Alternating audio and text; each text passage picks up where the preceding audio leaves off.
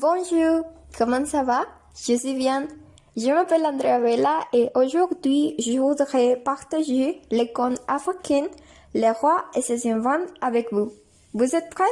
On y va! Les rois et ses enfants. Le roi Keta, sous ses vieux jours, appela ses trois filles, l'aîné Mamadi, le cadet Mambi et le benjamin Kalilou. Mes chers enfants, leur dit-il, je suis très âgé. Je me sens malade ce matin et je pense n'avoir plus que quelques jours à vivre. Comme je vous aime bien, je vais vous donner un héritage 15 tonnes d'or. Je fais 3 parts égales, les voici. Et dans un grand coffret, à côté du lit du roi, apparaîtront les héritages respectifs des enfants. Le surlendemain, le roi Keta rendit l'âme. Le funérail terminé, les 2 aînés se demanderaient comment ils pourraient dispenser leur héritage. Ils achèteraient des troupeaux, feraient construire des cassés, parcourraient tout le pays pour offrir à leur mère et à leur femme les plus beaux bijoux, les plus belles étoffes. Puis ils passeront leurs jours en festin continuel. L'argent, on le gaspilla.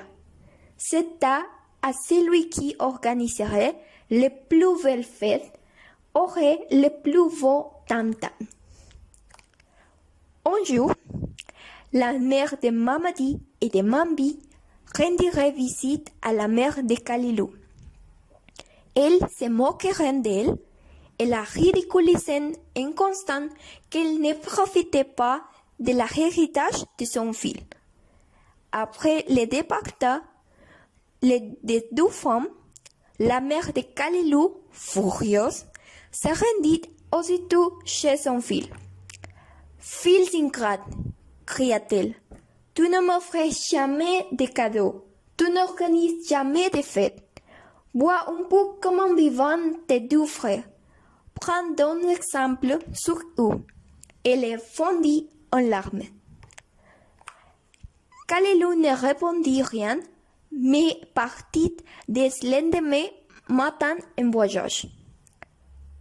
Au premier village qu'ils traversèrent, des enfants malmenaient un chien qu'ils tenaient en laisse. Ils le conduisaient au fleuve pour le noyer. « Pourquoi, chers enfants, voulez-vous tuer ce chien?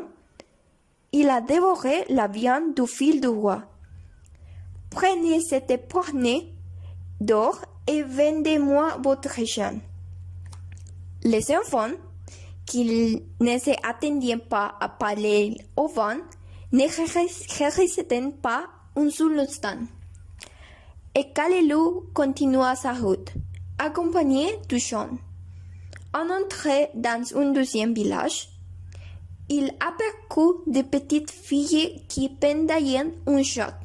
« Pourquoi pendez-vous ce chat, Villette? »« Parce qu'il a vu le lait du roi. »« Prenez cette poignée d'or et vendez-moi votre chat. » Et Kalilou se remit en marche, suivi du chien et du chat.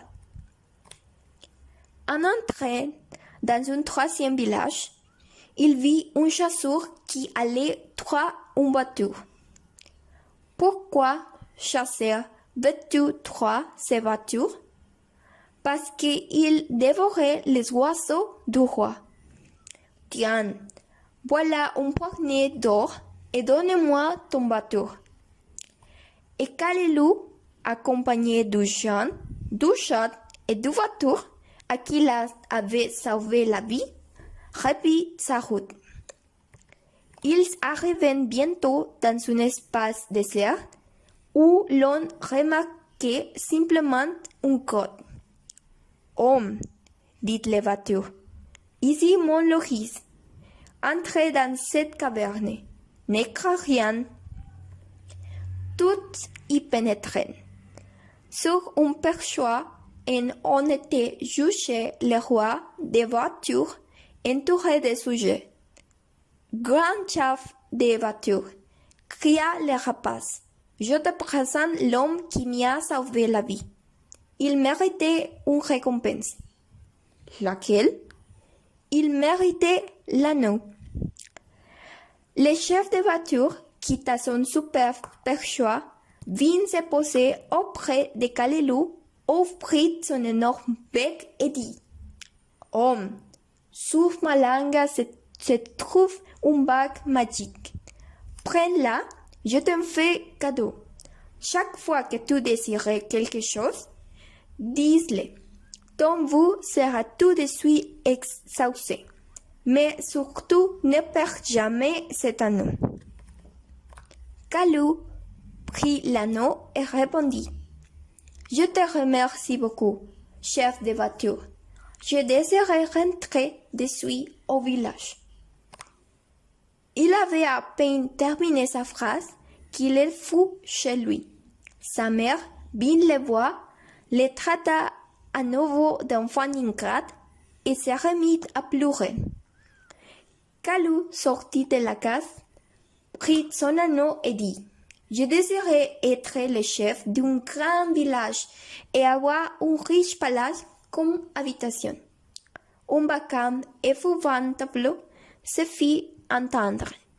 La mère effrayée sortit de la case de son fils et vit un vide et somptueux palais qui surgissait de la terre. « Chère mère, dit Kalelou, c'est là désormais que nous habiterons. » La pauvre fille ne croyait ni ses yeux ni ses oreilles. Le lendemain, Kalelou se marie, mais il commit une grave imprudence. Il raconta à sa jeune épouse l'histoire de l'anneau magnifique. Profitant du profond sommeil de son mari, la femme lui déroba l'anneau et s'enfuit chez parents. Immédiatement, Kalelou se réveilla dans une pauvre case. Plus de palais, plus de villes. Les gens et les chats se consultèrent et décidèrent de récupérer l'anneau du maître. Ils arrivèrent au village de la jeune femme, près de la case où elle logeait. Le chat dit « Chan, reste près de la porte et tiens-toi prête à t'enfuir. » Puis il pénétra dans la case. La jeune femme était assise près du foyer. Le chat, en ronronnant, s'approchait d'elle. « Quel beau chat !» fit la jeune épouse, et elle le caressa, le prit sous ses genoux. L'animal se laissa faire. Brusquement, il sauta à la jambe de la femme qui, toute effrayée, recula en hurlant. La vague qu'elle tenait sur la langue tomba à la terre. Le chat la prit, fuit vers la porte et bondit sur le dos du chat qui détala à toute vitesse. Quelle ne fut pas la joie de Kalelou quand il revit l'anneau. Son premier son fut de surrater la mort de sa femme et depuis il s'est bien juré de ne jamais dévoiler des secrets à aucune femme si gentille fut-elle.